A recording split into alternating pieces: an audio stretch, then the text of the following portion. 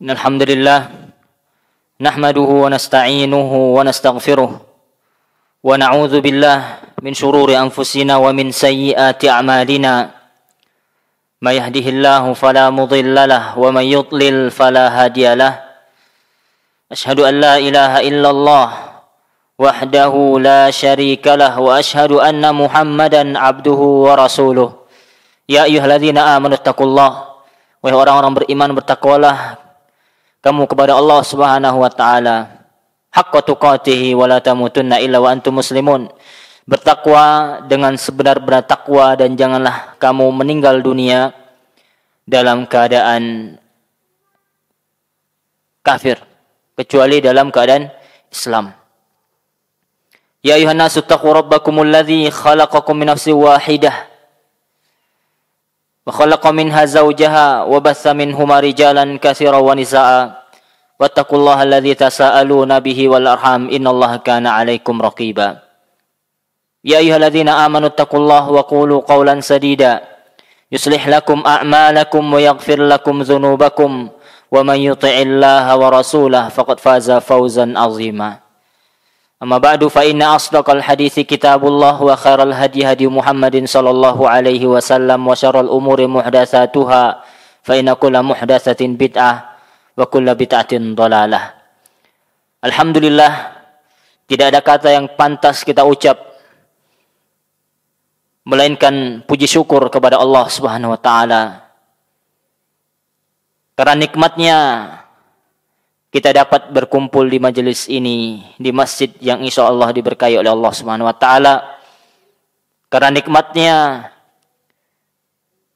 yang Allah berikan kepada kita, kita kembali berjumpa dalam suatu amalan yang agung, yaitu menuntut ilmu.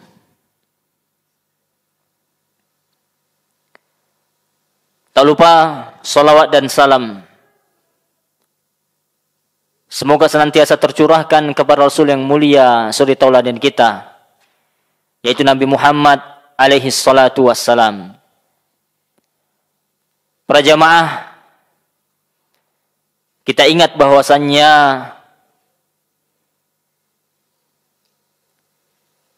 jadwal di pekan kedua ini, di setiap bulannya di hari Jumat adalah jadwal dari guru kita, Ustaz Faisal Abdurrahman rahimahullah, yang dimana beliau sudah mendahului kita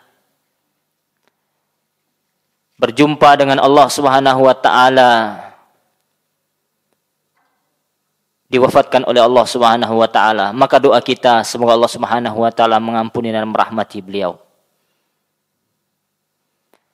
dan semua orang guru-guru kita, dan kita juga kelak juga akan menyusul. Pasti. Kullu nafsin dha'iqatul maut. Setiap yang berjiwa pasti akan mati. Wa inna ma yuwaffawna ujurakum yaumal qiyamah. Dan pahala kalian kelak akan disempurnakan oleh Allah pada hari kiamat. Faman zuhziha 'anil nari wa udkhilal jannah faqad faz. Barang siapa yang Allah jauhkan dari neraka dan Allah masukkan ke dalam surga, itulah kemenangan, kata Allah. Itulah keberhasilan yang nyata. Wa mal hayatud dunya illa mata'ul ghurur. Dan tidaklah kehidupan dunia ini, ibu-ibu, kecuali perhiasan yang menipu, yang menyilaukan pandangan kita. Kata Nabi alaihi salatu wassalam, "Lau ta'lamuna ma a'lam, la dhahiktum qalila wa la bakaitum katsira." Kalau seandainya kita tahu, ibu-ibu, apa yang Rasul tahu sallallahu alaihi wasallam tentang urusan akhirat, tentang apa yang akan terjadi kelak tatkala kita sudah mati, tatkala ruh sudah berpisah dengan jasad kita, yang tidak lagi mampu kita untuk menggerakkan badan kita, tidak lagi mampu untuk beramal. Apa yang terjadi kelak pada hari akhirat setelah kita mati? Kata Nabi SAW, kalau kalian tahu hal tersebut, urusan yang panjang tersebut, yang berat, yang akan kita rasakan setelah kematian, la dhahiktum qalila. Apa itu artinya? Niscaya kalian akan sedikit tertawa. Apa Bu? Sedikit tertawa. Terkadang kita terbahak-bahak, wahahaha, tertawa sampai sakit perut, sampai nangis-nangis. Apa? Bukan nangis ya, keluar air matanya karena apa? Banyak tertawa, melihat stand up komedi, melihat video-video cuplikan reel di YouTube, di Facebook, di IG yang lucu-lucu. Bahkan kita sengaja cari video lucu. Apa? Supaya apa? Ketawa. Apakah setelah ketawa kita senang hati kita? Tenang hati kita? Semangat ibadah kita? Wallahi tidak. Kata Nabi SAW, kalau kalian tahu nih, yang aku tahu, kata Nabi SAW, niscaya kalian akan sedikit tertawa. Maka hendaknya kita takut lagi Bu, kebanyakan tertawa itu. Bisa jadi habis tertawa, kita wafat meninggal dunia. Na'udzubillah. Iya, kalau tidak ada pelanggar syariat yang kita tonton. Akan tetapi kebanyakan video-video itu tidak diridhoi oleh Allah Subhanahu wa taala. Apalagi banyak pelawak sekarang yang melawak itu membawa agama. Supaya lucu, supaya orang tertawa, nyenggol-nyenggol agama. Kemudian kita nonton, kemudian kita apa? Ikut tertawa. Hati-hati.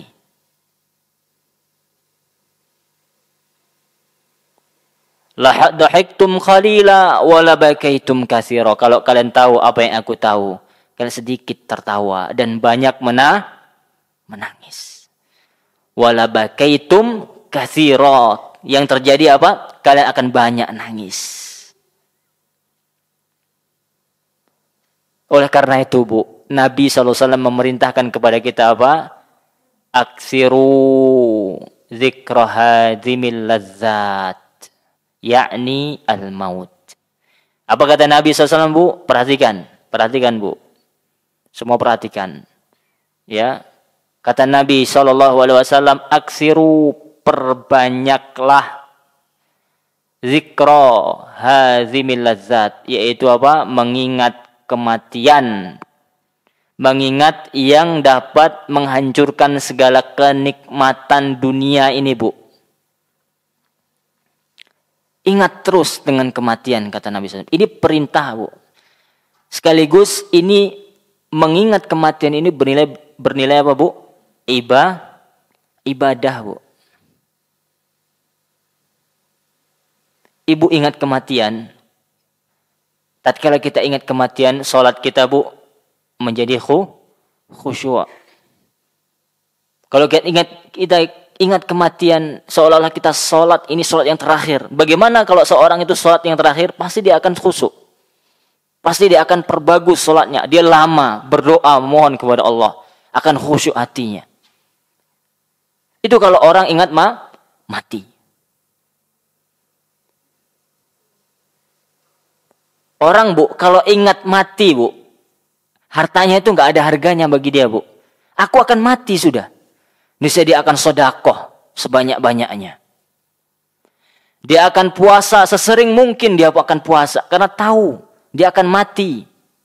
Semua ini akan dia tinggalkan, rumah yang nyaman, yang megah. Kendaraan yang mewah. Ini semuanya akan dia tinggalkan. Yang dia bawa adalah ibadahnya. Sholatnya, puasanya, sedekahnya, zakatnya, birrul walidainnya, qiraatul Qur'annya. Itu kalau orang ingat mati Bu. Tapi kalau nggak ingat mati Bu, hidup ini rasanya apa? Nyaman, panjang. Subhanallah. Angan-angannya apa? Panjang. Ini Bu. Maka di mukaddimah ini sebelum kita masuk materi Bu, mari kita memperbanyak apa Bu? Ingat kematian. Wal akhiratu khairu wa abqa. Dan akhirat itu Bu, ingat akhirat itu lebih kekal Bu, selamanya. Ya. Adapun di dunia ini Bu apa? Sementara. Mata'ul ghurur. Kecuali apa? Ya perhiasan yang menipu. Yang menipu. Subhanallah. Maka tidak apa-apa kita memiliki harta, akan tetapi apa? Harta kita, kedudukan kita gunakan untuk apa? Membantu orang. Artinya untuk ibadah. Kita punya harta banyak, alhamdulillah, bersyukur kita. Kemudian kita gunakan untuk ibadah, haji, umroh, bersedekah, membangun ma'had, membangun masjid, infak sana, infak sini. Alhamdulillah. Ya. Kemudian kita melanjutkan pembahasan kita. Jadi Bu, ini kita mulai tepat waktu tadi, walaupun lewat beberapa menit saja dari 2:30. Karena waktu asar nih sekarang cepat. Bukan waktu asar, waktu sholat secara umum sekarang sangat cepat. Maka tidak banyak waktu kita cepat saja. Ya, pembahasan kita dosa yang keberapa Ibu? 18. Taib. Apa judul dosanya? Kalau di dalam kitab yang pernah Anda bagikan adalah dosa besar ke-18, judulnya apa? Menuduh wanita baik-baik yang telah menikah dengan tuduhan berzina. Itu judulnya, terjemahannya. Tapi di dalam kitab aslinya judulnya pendek. Qazful muhsanat. Qazfu al-muhsanat. Qazf itu melempar atau menuduh. Tuduhan. Menuduh al-muhsanat itu ya perempuan yang menjaga diri, yang salehah, yang tidak terbesit berzina, tapi dia dituduh oleh orang berzina. Yaitu perempuan yang sudah menikah dituduh berzina. Pertanyaannya, kenapa wanita Bu? Kan itu pertanyaan. Kenapa? Apakah kalau laki-laki boleh kita bertuduh dia berzina? Nah, kenapa Bu? Kenapa di situ menuduh perempuan yang baik berzina? Kenapa tidak menuduh orang saja, orang berzina umum itu, laki perempuan? Bisa pahami Bu? Kenapa?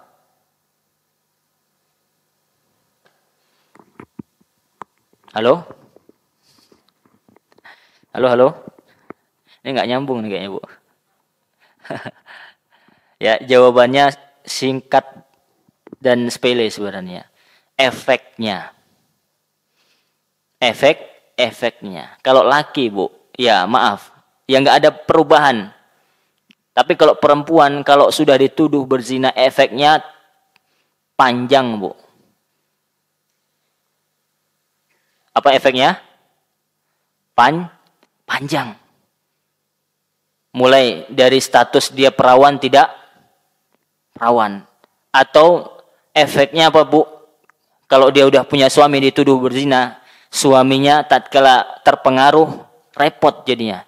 Suaminya meragukan anaknya yang selama ini. Subhanallah. Atau tatkala ada kandungan di dalam rahim istrinya, kemudian dituduh berzina, dia akan menuduh ini anak siapa? Nah, seperti itu. Kemudian nasabnya akan bermasalah. Anaknya berarti anak hasil zina. Ya. Akan ada efek hubungan sama wali, mahram dan lainnya. Ini berkepanjangan, ya, efeknya sangat luas begitu. Bukan berarti bukan berarti boleh seseorang itu menuduh berzina laki-laki. Sama saya tidak boleh. Ya. Karena di sini disebutkan muhsanat karena efeknya. Dan ditambah lagi kisah ya dahulunya di masa jahiliyah sebelum datang Islam itu banyak atau kebanyakan yang menjadi pelacur itu adalah perempuan. Sangat banyak jumlahnya. Nah, seperti itu. Jadi tergantung kondisi. Nah.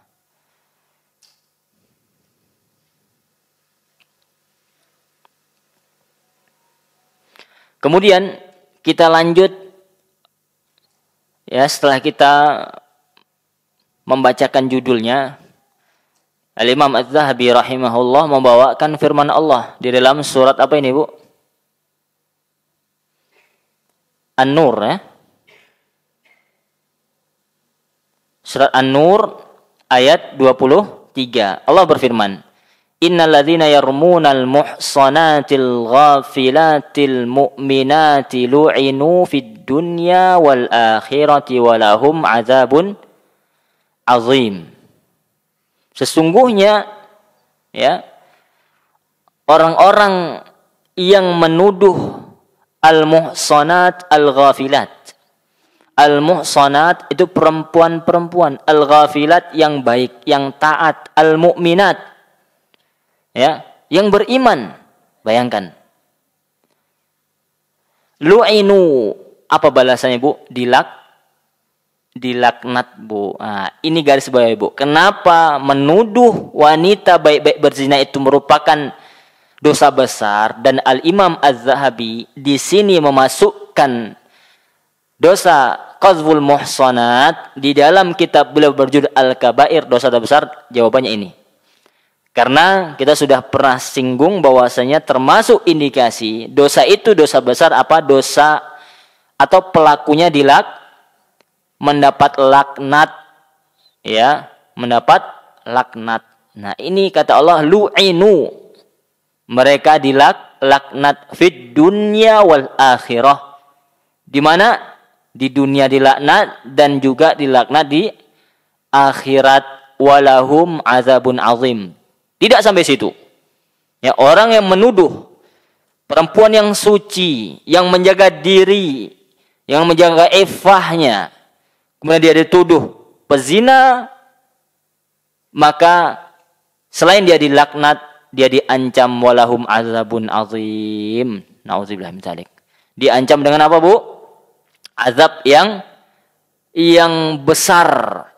Ya, azab yang besar.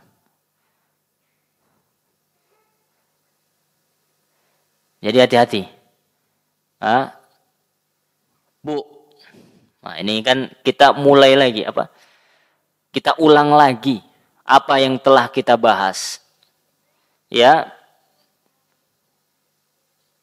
Syariat Islam ini atau yang disebut dengan daruriyat al-khamsah. Apa? Daruriyat al-khamsah.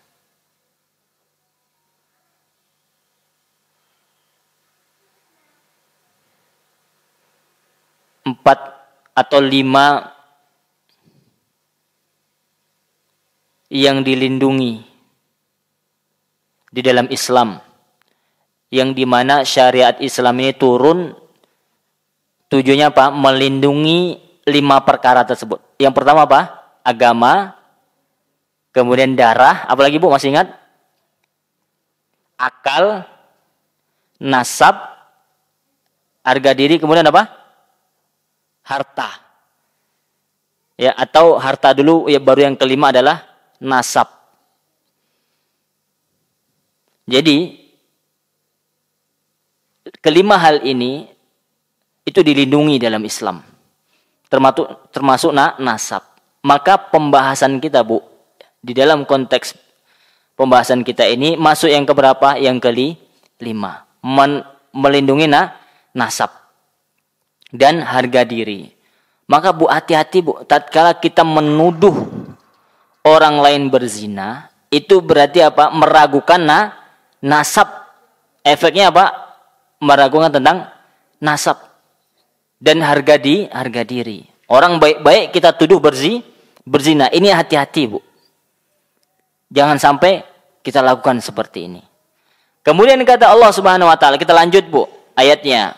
Dari surah An-Nur ayat 4. Walladzina yarmunal muhsanati tsumma lam yatubu atau tsumma lam ya'tu bi arba'ati syuhada fajliduhum tsamanina jaldah. Nah, tidak cukup, Bu, ada efek yang lain, Bu, tatkala seseorang ya, menuduh orang lain yang baik-baik, orang lain yang baik, yang menjaga diri dengan tuduhan berzina, kata Allah Subhanahu wa taala, dan orang-orang yang menuduh perempuan-perempuan yang baik dengan tuduhan berzina, apa kata Allah? Tsumma lam ya'tu. Dia hanya nuduh, tidak mendatangkan syuhada. Apa itu syuhada, Bu? Saksi. Apa kata Allah? Fajliduhum. Apa itu? Maka orang yang menuduh dan tidak membawa 4 saksi itu apa? Dia dihukum, Bu. Dicambuk. Berapa? Samanina jaldatan. 80 cambukan. Jadi tidak main-main, Bu, menuduh orang berzina, Bu.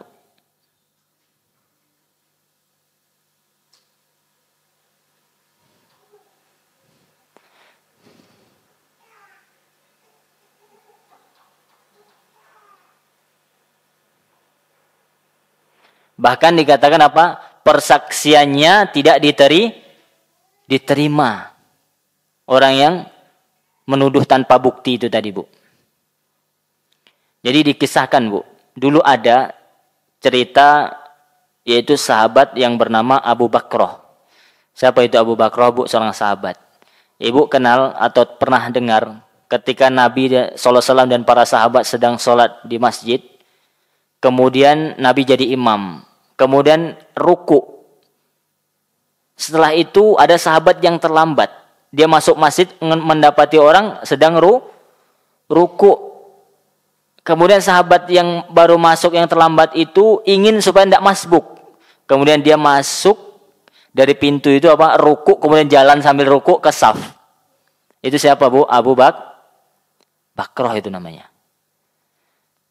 Di luar kisah itu, ya, dikisahkan bahwasanya Abu Bakrah ini menuduh Al-Mughirah bin Syu'bah berzina dengan seorang perempuan. Kemudian dia tahu, ya, dia harus mendatangkan saksi. Dia carilah temannya untuk menjadi saksi. Kemudian dia mendatangi Umar bin Khattab radhiyallahu anhu, mengatakan, "Wahai Umar, bahwasanya siapa? Al-Mughirah berzina."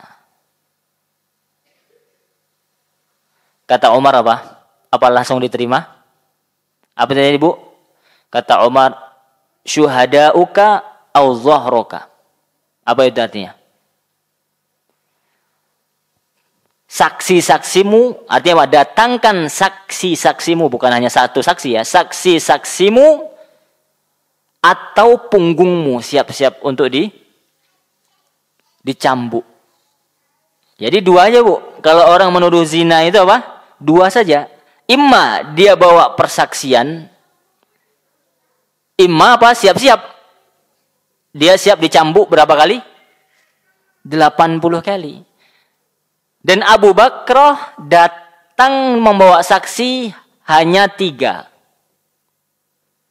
Berapa, Bu? 3 saksi. Seharusnya berapa, Bu? 4.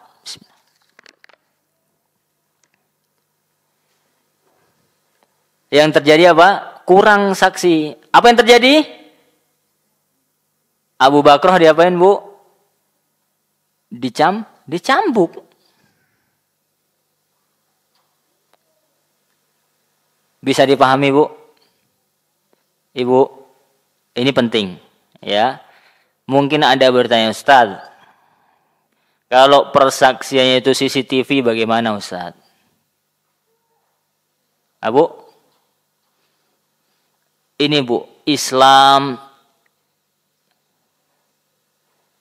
itu sangat, antum harus pahami. Antuna, ibu-ibu, kita semua harus pahami.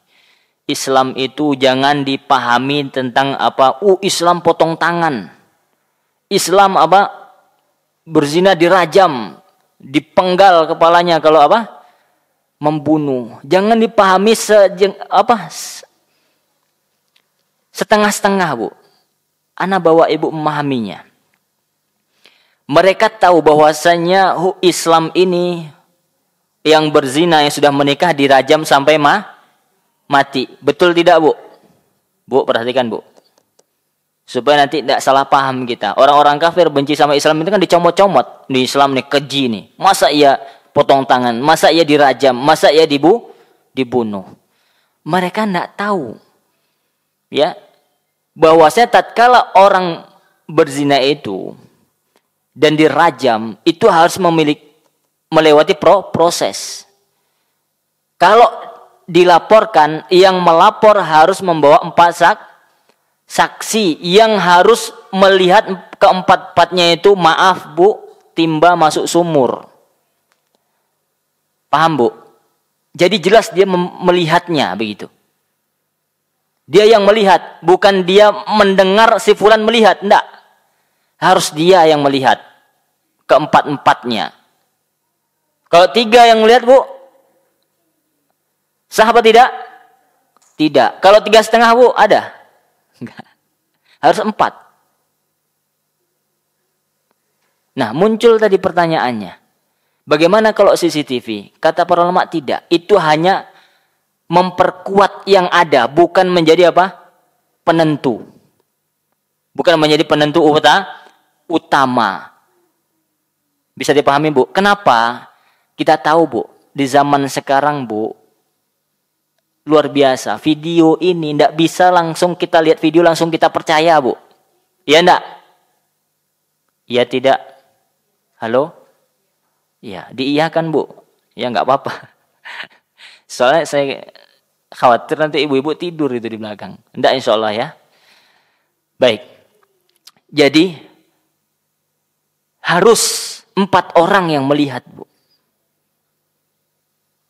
Jadi kalau video atau kamera, taruhlah kamera CCTV, itu betapa banyak, Bu, sekarang. Ana saja mungkin ya, ada yang bisa melihat pakai AI itu.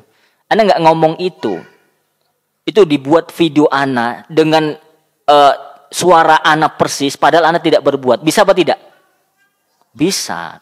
Kalau Ana ngomong 10 tahun yang lalu, mungkin ibu nggak terbayang sama ibu sekarang. Ya tidak?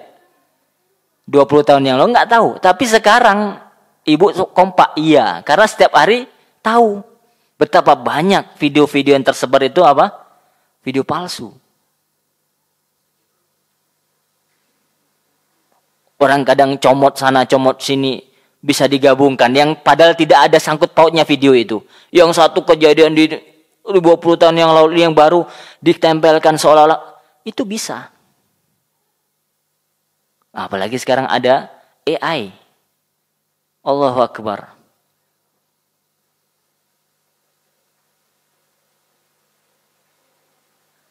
Ya. Maka nyaris di zaman Nabi, Bu, nggak pernah terjadi ini. Nggak pernah terjadi apa? Ada orang berzina disaksikan oleh 4 persaksian kemudian dirajam, nggak pernah. Yang terjadi apa? Ma'iz dan Al-Ghamidiyah itu apa? Kasusnya apa? Dia mengaku, ikrar. Dia mengakui bahwasanya datang kepada Nabi SAW, aku berzina wahai Rasul, tahhirni, sucikan aku. Nabi pun tidak langsung, oh ya, kamu berzina langsung. Tidak. Al-Ghamidiyah sang perempuan itu disuruh Nabi SAW, engkau pergi. Sampai bayimu apa? Lahir. Bayi itu lahir. Seharusnya kalau dia nggak datang, Bu, nggak jadi itu. Dirajam.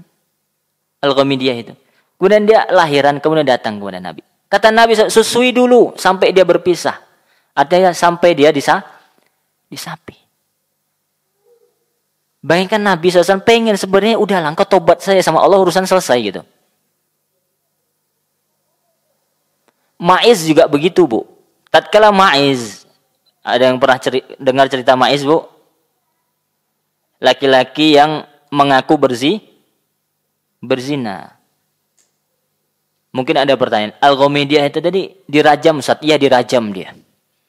Sampai Khalid tatkala merajam, kena mukanya, kemudian pas di mukanya Al-Ghamidiyah kemudian muncrat darahnya, Dia apa? Dia caci.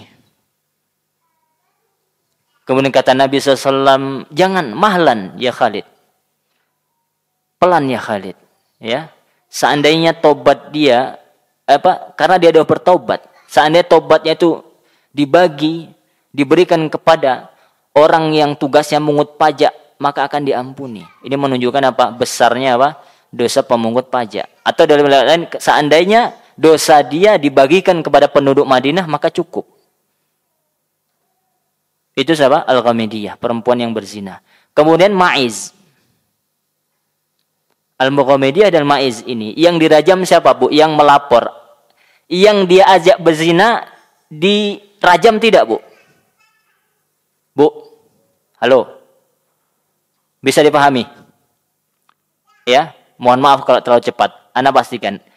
Ana tanyakan. Orang yang diajak berzina Ma'iz dan Ghamidiyah dirajam tidak? Bu? Hah? Ada hadis yang menceritakan dirajam? Tidak. Kenapa enggak dirajam, Bu? Bu? Apa? Ayo, Bu. Bismillah, Bu. Apa?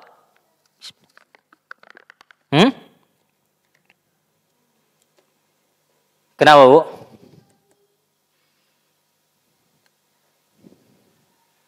Kalau menurut Ibu, bagusnya dirajam apa tidak? Hah? Bagusnya dirajam. Tapi tidak. Kalau mau dia dirajam, harus mendatangkan 4 saksi. Ghamidiyah saja mengatakan, aku berzina sama Fulan, enggak cukup. Harus 4 syuhada. Paham? Paham, Bu?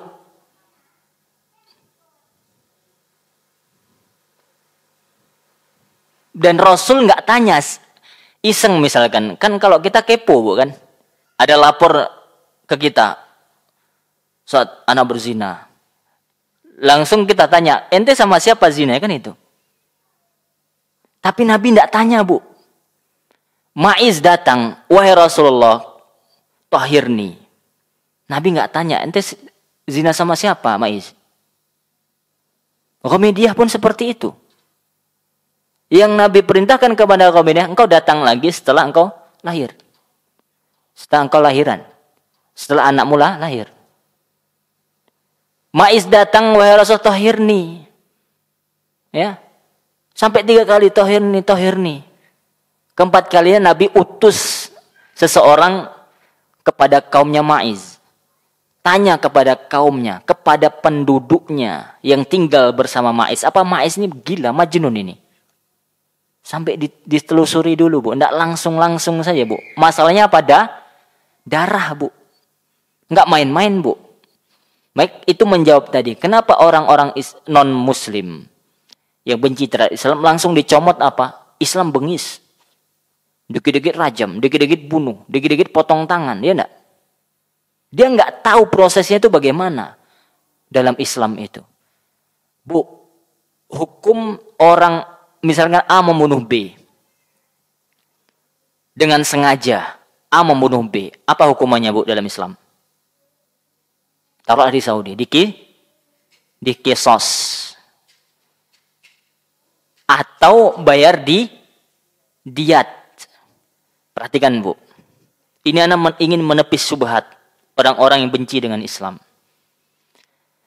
Taruh bahwasanya si B ini, Bu, memiliki 4 orang anak. Bisa dipahami, Bu? Halo?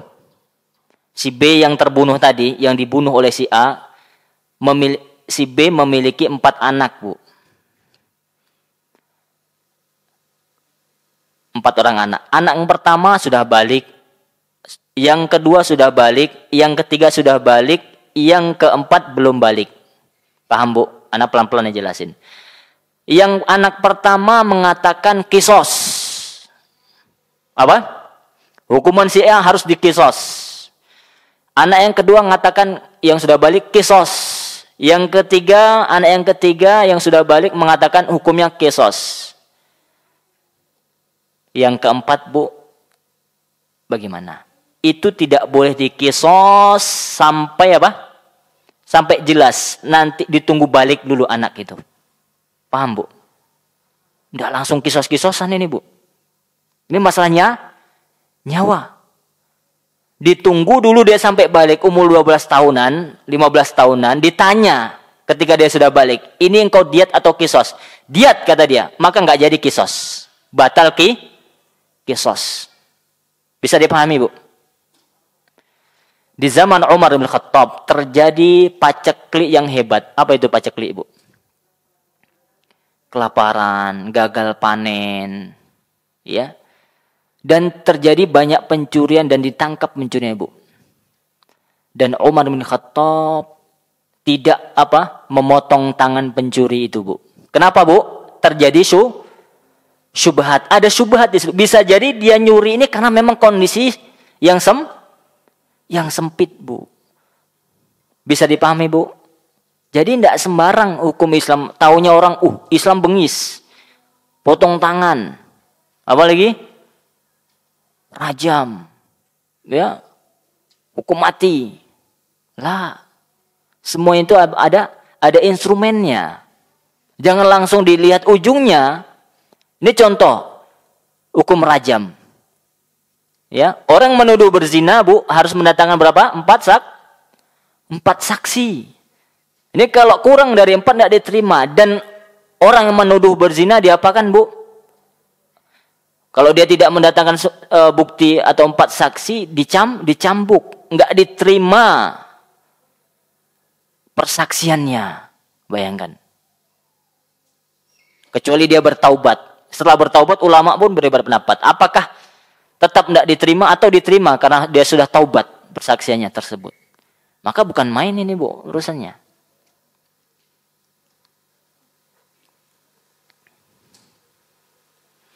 Itu dalil yang keberapa tadi, Bu?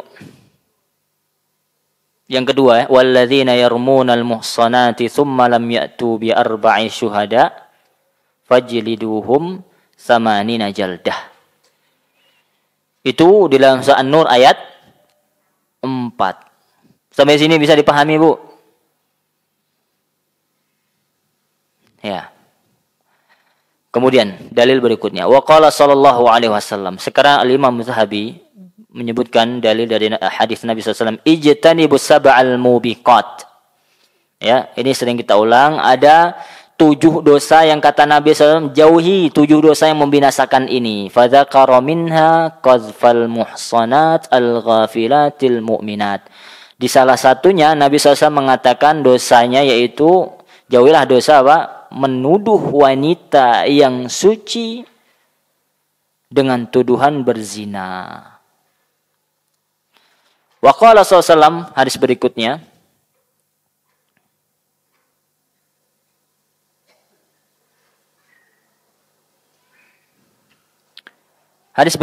Nabi SAW bersabda, al-muslimu man salimal muslimuna min lisanihi wa yadihi.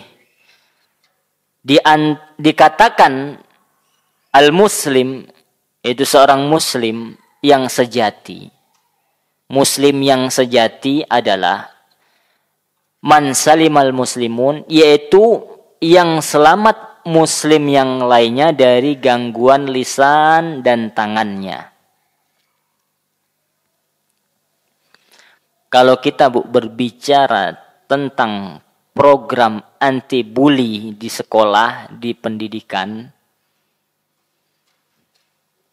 yang sedang gencar-gencarnya digalakkan oleh pemerintah kita di dunia pendidikan. Jauh, ya, sejak dahulu kala 1400 tahun yang lalu, ya, 14 abad yang lalu, Islam sudah mewanti-wanti, mewarning, memperingatkan kita jauh-jauh hari tentang bahaya mengganggu orang baik dengan lisan maupun tangannya. Lihat sempurnanya agama Islam ini, Bu. Ya, apa kaitannya dengan judul bab, Ustaz, tentang menuduh orang? Iya, menuduh itu dengan apa, Bu? Dengan lisan. Kalau sekarang mungkin dengan jarinya, Bu. Ya, bisa dia bikin status, ya, menuduh orang, komentar di media sosial menuduh orang. Hati-hati, Bu. Hati-hati.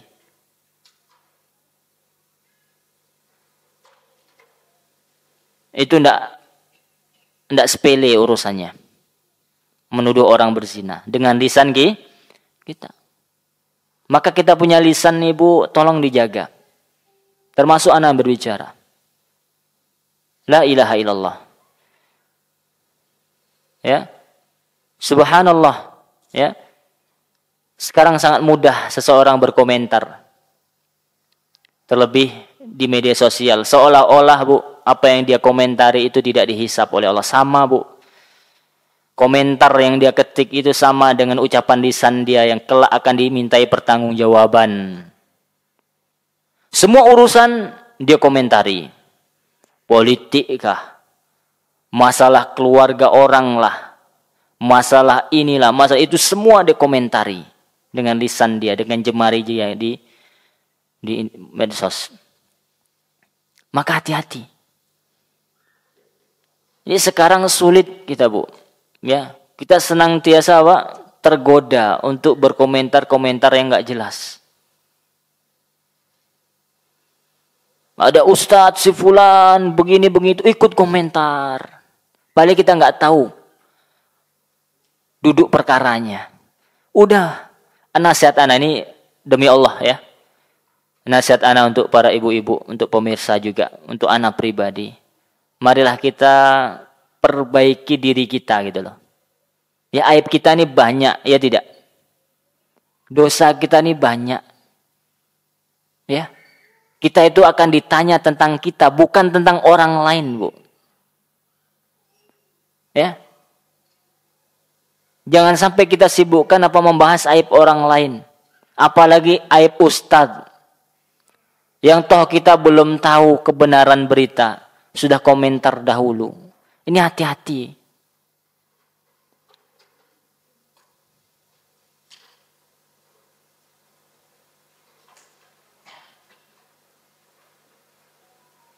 Kemudian Nabi SAW bersabda, Sakilat ka ummuka, berkata kepada Muaz, celaka engkau, ya.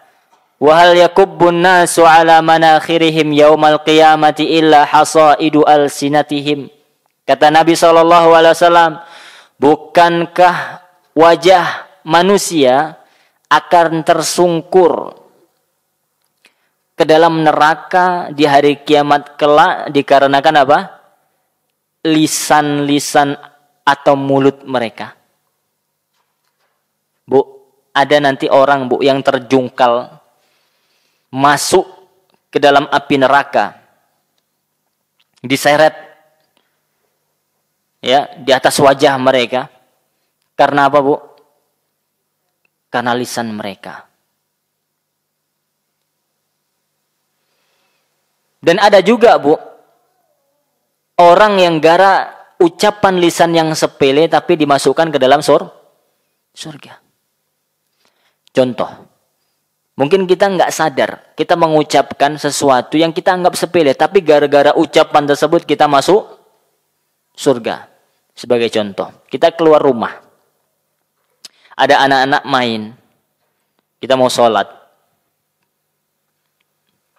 kemudian kita nampak anak-anak itu main, kita katakan, yuk anak-anak sudah mainnya, ayo kita sholat.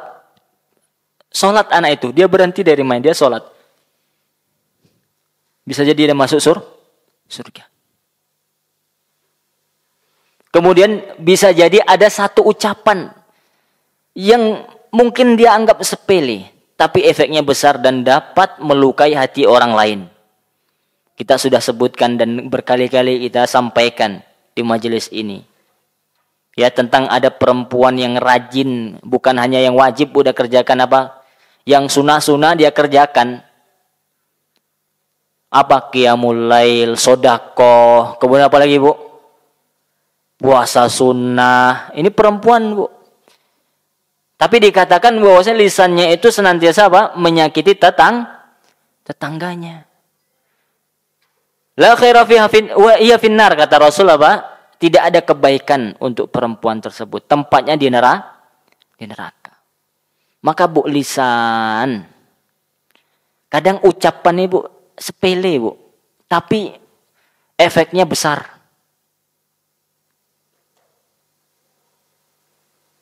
Bukankah bisa jadi dengan lisan ucapan yang sangat singkat, yang mungkin sepele, yang bisa membuat dua kabilah saling berperang Bu? Ya tidak? Iya. Kadang-kadang gara-gara ucapan sepele suami istri itu bercermin atau bercerai Bu? La ilaha illallah. Ya tidak? Gara-gara ucapan sepele ribut keluarga. Keluarga besar. Gara-gara ucapan sepele satu yayasan bubar. Itu terjadi Bu. Maka Bu, ya, konsep Islam itu sangat jelas terkait menjaga lisan. Man kana yu'minu billahi wal yaumil akhir falyakul khairan aw liyasmut. Kalau seseorang itu baik, beriman kepada Allah dan hari akhir, nih ibu-ibu beriman apa tidak kepada Allah dan hari akhir nih? Beriman insyaallah ya. Yakin adanya hari akhir? Insyaallah. Yakin kita beriman adanya Allah? Yakin. Ya. Maka kata Nabi SAW, falyakul khairan aw liyasmut. Bu, kalau ngomong pastikan ucapan kita ucapan yang baik-baik. Itu konsekuensi kita iman kepada Allah dan hari akhir Bu. Dipikir dulu baru ngomong. Jangan ngomong dulu baru klarifikasi. Ini sering kita ucapkan. Dia kadang, ya bukan hanya ibu-ibu ya, bapak-bapak pun kadang seperti itu. Tapi kebanyakan ibu-ibu kadang nerocos, ya, dapat berita langsung disebarkan. Dia nggak tahu benar atau tidak itu berita gitu loh. Apalagi yang membawa fitnah. Sedangkan Allah katakan idza ja'akum fasiqun binaba'in fatabayyanu. Tabayyun Bu, kalau ada orang bawa berita. Apalagi orang fasik yang suka berbuat maksiat. Klarifikasi dulu, tenang dulu, jangan tergesa-gesa. Apalagi ini kalau kita sebar efeknya besar. Demi Allah Bu, itu hanya orang beriman yang bisa seperti itu. Banyak sekarang kasus-kasus seperti itu Bu. Banyak. Orang kadang Bu, dia aman kalau dititipi uang Bu. Ya enggak? Ana titip uang sama ibu-ibu di sini mungkin kan, walaupun uang ana enggak ada yang dititipkan apa pula gitu kan. Amanah, Masya Allah. Kalau dititipin uang, dititipin barang, Bu, enggak terkurang, enggak kurang itu barang, aman. Tapi kalau dititipin berita, Bu, Allah, sayang ini kalau enggak disampaikan, kalau anak aja yang tahu. La ilaha illallah. Kayaknya apa? Panas ini. Wih, gelisah dia kalau enggak dia sampaikan. Ya Allah. Ya, berat. Lebih berat apa? Tatkala dititipin uang. Iya apa iya atau ibu ini? Iya apa iya? Mudah-mudahan tidak ya. Ya. Dan di zaman ini banyak Bu, berita-berita seperti itu. Maka nasihat anak kalau dapat ibu berita-berita ya di misalkan dikirim di grup, atau ada orang japri misalkan, Ustadz Fulan begini, Ustadz Fulan, Masya Allah begini. Kita tahan dulu Bu, tahan dulu, tarik napas dulu, seduh kopi dulu kan, ya, tenang dulu gitu. Urusan kita apa gitu loh.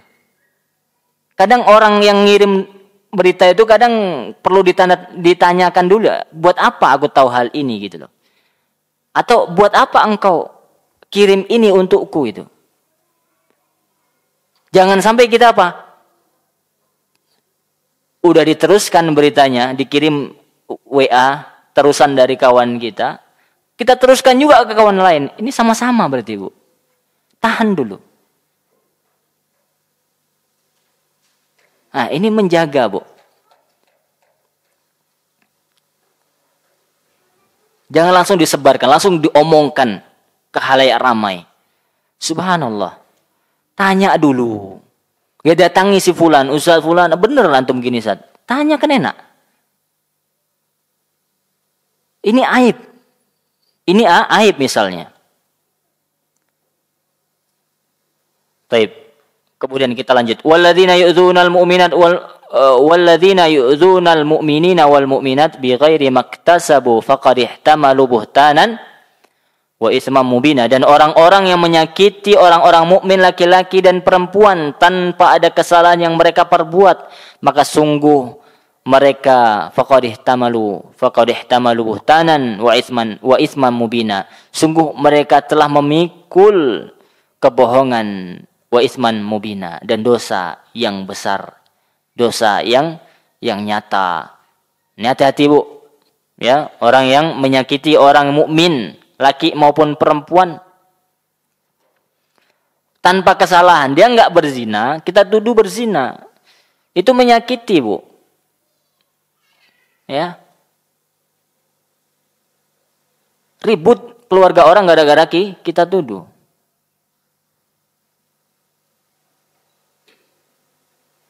Kemudian man qadhafa mamlukahu bizina yuqalu alaihi al-hadd yaumal qiyamati ila an yakuna kama qala.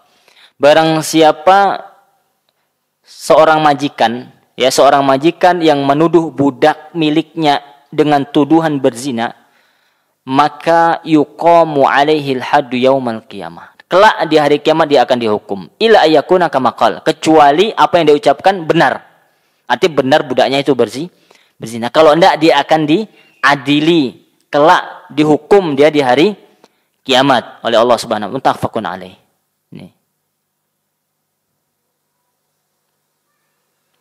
Kemudian kata penulis Al-Imam Az-Zahabi rahimahullah rahmatun wasi'ah, adapun orang yang menuduh Ummul Mukminin Aisyah radhiyallahu anha setelah ayat yang menyatakan dirinya bersih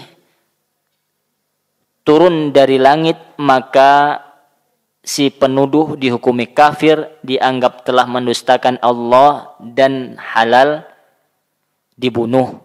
Maksudnya apa ini, Bu? Apa?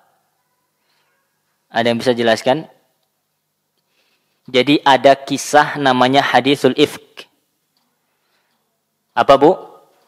Hadisul ifk. Ada kisah bahwasanya Aisyah itu dituduh berzina.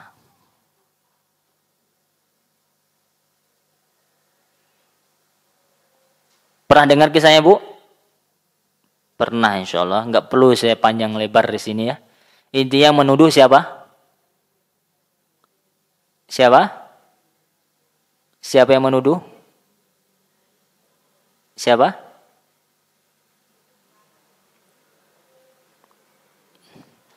Ibu lagi musyawarah nih atau? Tapi pernah tadi ceritanya dengar katanya. Ayo, siapa? Ra'sul munafikin. Abdullah bin Ubay bin Salul. Ya tidak? Ya. Kemudian turun ayat apa, Bu? Membela Aisyah. Ribut Madinah ketika Ibu. Rasulullah sampai sedih. Sampai ada sahabat-sahabat pun ikut apa?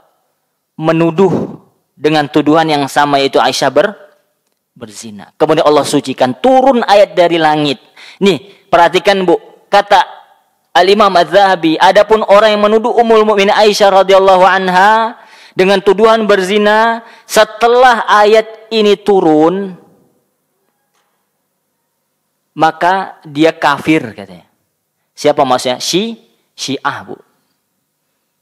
Jadi Syiah itu sampai sekarang masih menuduh Aisyah berzina. Kemudian Allah azab.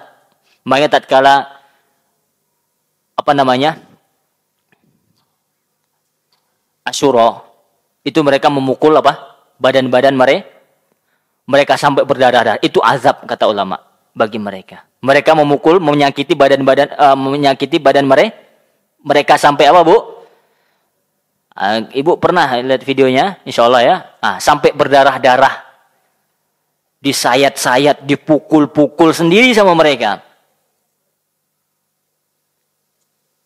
Dan mereka kafir, kata Imam Az-Zahabi. Kenapa? Karena sudah turun ayat di dalam Al-Quran. Allah bela siapa? Aisyah. Allah sucikan langsung dari langit ketujuh. Allah turunkan wahyu yang membela Aisyah, ibunda kita radhiyallahu anha wardah. Ya, demikian Ibu. Ya, berhubung waktu asar sudah masuk, mudah-mudahan yang sedikit ini bermanfaat. Intinya jaga lisan kita, apalagi jangan sampai kita menuduh orang lain berzina tanpa bukti, ya, karena itu merupakan dosa besar. Kita menuduh orang baik-baik, orang suci, ya, kita tuduh berzina, ini dosa besar. Ya, hati-hati.